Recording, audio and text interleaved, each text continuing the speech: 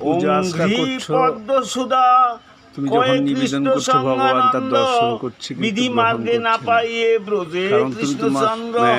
বিধি মার্গে ভজন করলে আমি যে কথা বলেছি মালা টিপলে হবে না, নয়ন দিয়ে হেরার পরে আমি তোমাকে তার ফিরিয়ে দিচ্ছি, সেটা তুমি ভোগ করছো, সেটা কি এমন করে আত্মসুখের জন্য? এটা সেবা নয়।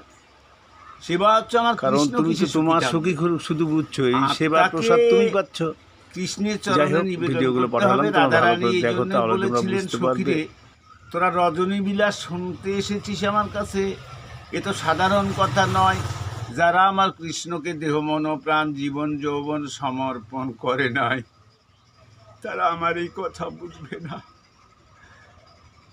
যারা নিবেদন করেছে তারাই শুধু বোঝে।